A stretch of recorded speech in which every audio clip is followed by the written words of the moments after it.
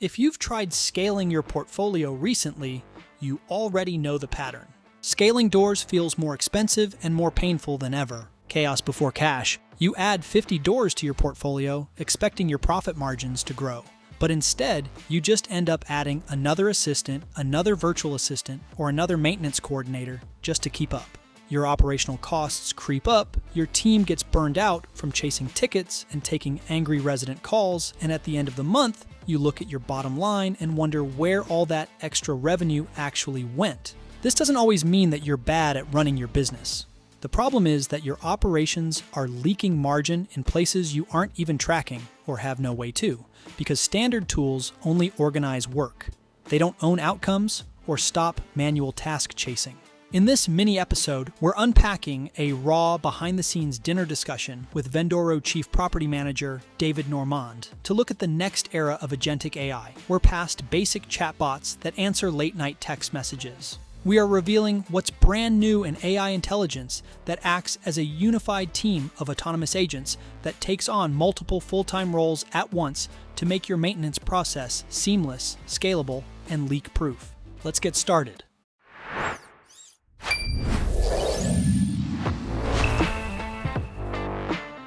Welcome to the Property Management Framebreakers podcast. I'm your host, Pablo Gonzalez, and I am here to introduce you to the folks in the property management space that have broken the frame of what you may believe was possible. This podcast is presented by Vendoroo. It is your all-in-one AI solution for resolving your maintenance needs. Let's go. Before we look at what Agentic AI can save, we have to understand what manual maintenance might already be costing you. David starts with the number most PMC owners never assign to an individual work order, the labor required just to move it through the company. For a field services company without in-house maintenance technicians who are running pure 1099, the numbers come out that they're spending about $55 a work order to manage and process that work order, right? Say again? $55 a work order to manage and process it if you're running a 1099. So, people are thinking they put 30% on a $120 ticket. Oh, that's great, but they don't really understand. I'm sitting down with them and I'm going, well, how much does it cost you to do that, to run that ticket? And the numbers, most of them are sitting around $55 a ticket to process that and push that through. And that includes like coordination?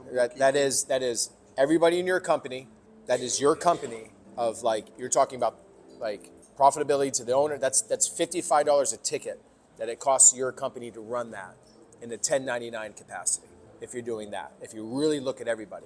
Because he's got to get paid in your company, the marketer's got, everyone's got to get paid. If you look at that, it's $55 a ticket for people who are involved in that. So think about that on the 1099 side. That's what the human labor rate involvement right now, that's where people are at. And a lot of people don't look at it that way, right? They just look at they made 30 or 35% or 20% margin on that. So that has a good part, but not seeing that 55. That is the first leak. The invoice shows the markup. It does not show the payroll consumed across every desk that touched the work order. Once you account for that $55, a ticket that looked profitable can become break-even or lose money before the repair is even completed. And labor is only one part of the leakage. The next expense shows up when your system forgets that you may have already paid to fix the same problem. The next leak happens when a system follows the vendor list, but ignores what already happened at the property. David explains how work order history turns Agentic AI into a warranty defender. Rue is just like an employee that logs into AppFolio, looks at your maintenance notes, looks at your work order history. So history, that's a big one. Oh, history is probably the biggest piece because it will look in and it will say, okay, I have this plumbing issue. You're telling me that your first choice plumber is ABC Plumbing, but I looked in your work order history. Is that?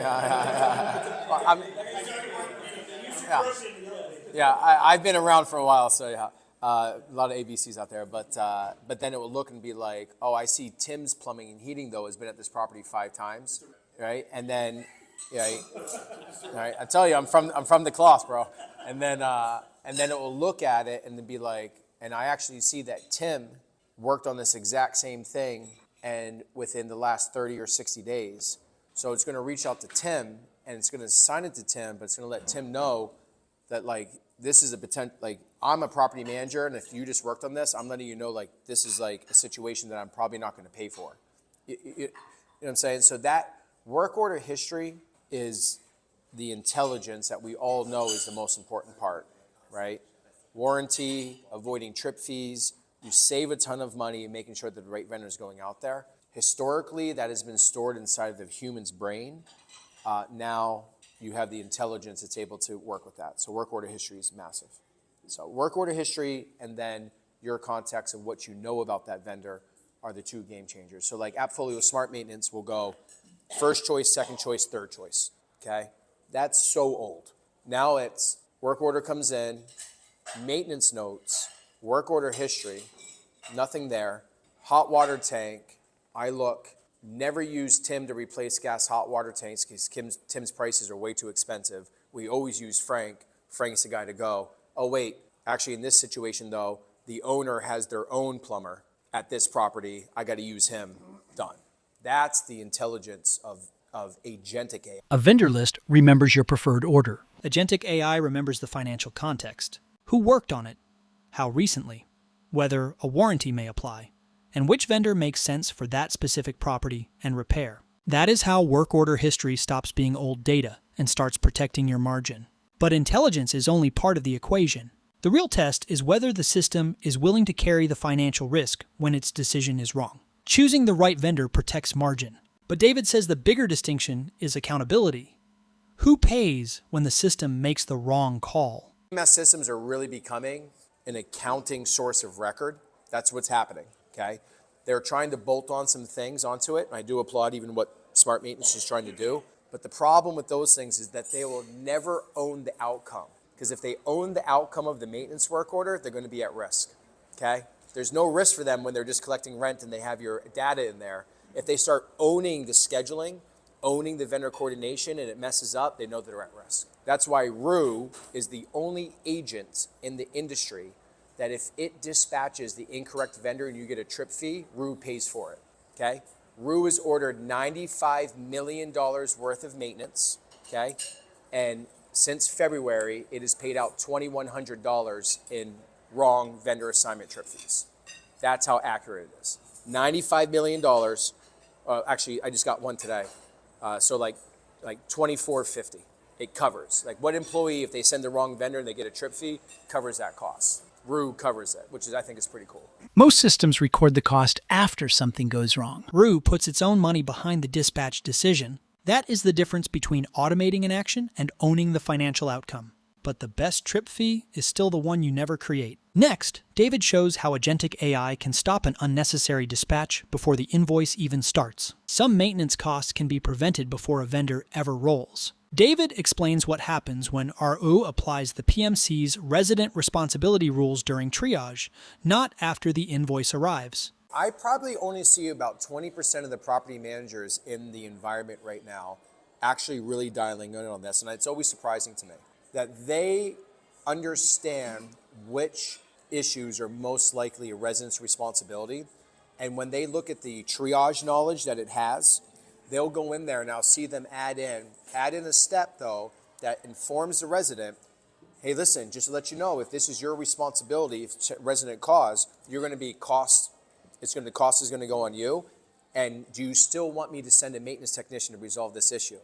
And the amount of those conversations happen where the resident's like, and then you see this like an hour later, oh, we seem to fix it, right? But that's interesting that only a very small percent of property managers actually see training in that logic of thinking. Some people, it's weird. Some people are super work order adverse. Other ones are so pro. And I don't know if it's due to their maintenance models or what they're doing, but they are just like, ask 2 questions and get a vendor out. Other people are like, they put them through the ringer, man. I mean, they put them through it, big time. To me, that's more important after hours because the cost just, is doubled or whatever, especially for common business. That's, I would put that level of scrutiny after hours, 100%. Yeah. During the day, you want to get as much information as possible, be ready to take care of what needs to be taken care of. But yeah, it just you wake up the next morning and you see, oh shit, $1,000 quoting bill, great. Yeah. Yeah. Which owner is it? Yeah.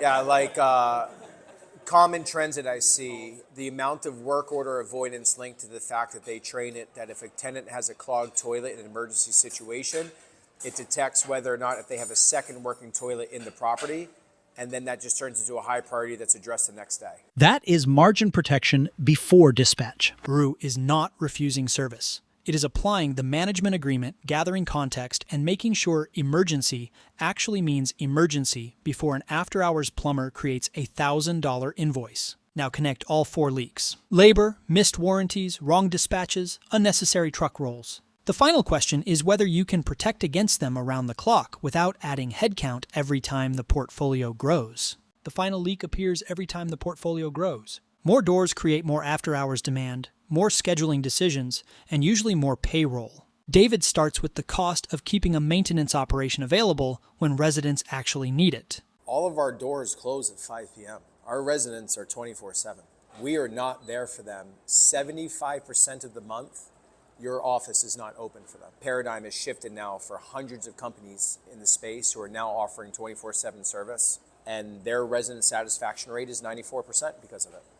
It's $2.50 an hour if you break it down at that for most people for labor costs. You would have to hire 6 people to cover the hours. How many people work second and third shift that actually never have access to your office as a person or come home from work? That's when they're seeing a maintenance ticket and putting it in, but they can't get to you until the next day. That is the old scaling equation. More doors require more people to keep the same promise. Agentic AI changes the equation by expanding coverage without forcing payroll to grow at the same rate. But answering around the clock is only one role. The next layer is deciding where the work should go. So the way that Agentic AI happens is you have to teach it personas. You have to teach it the job role. So in the first year, we taught it how to be a maintenance coordinator. We then taught it how to be the operations manager. Next, coming out in the next 2-3 weeks, we're getting done to teach it how to be the dispatcher. That's a big difference between a coordinator. A dispatcher has to know, okay, I got 6 techs. This guy lives at home. This guy starts his day at the office. They got to go to Home Depot. I need to know the best routes. Oh, an emergency service came in. Who can go grab that I can move their schedule around and bump? Like there's an art to dispatching, right? Intelligent routing, traffic patterns, the best routes, filling out all your tech schedules, all that stuff that you're looking at, who's the most efficient, all that data that comes from it. That is the next era David was describing. Not one chatbot answering one question. A coordinated team of agents performing the roles that normally require multiple people, while using the same operating context to protect cost, capacity, and resident experience. Because profitable scale does not come from getting better at adding people every 50 doors. It comes from building an operation where coverage and intelligence can grow faster than overhead. And once you see every work order as a financial decision, the bigger shift becomes clear. Agentic AI is not another maintenance expense. It is a new way to stop chaos from arriving before the cash. Here's the bottom line. The companies that win next aren't the ones stacking the most AI tools, and they aren't the legacy PMCs that have just been around the longest. They're the operators who stop letting profit leak through human touchpoints, repeat trip fees, and missed warranties. Because real scale isn't adding another person every time you add 50 doors. It's building an operation where your systems get smarter without your overhead blowing up, so chaos never arrives before the cash. Fix the leak, protect your margin, and start scaling your portfolio on your own terms.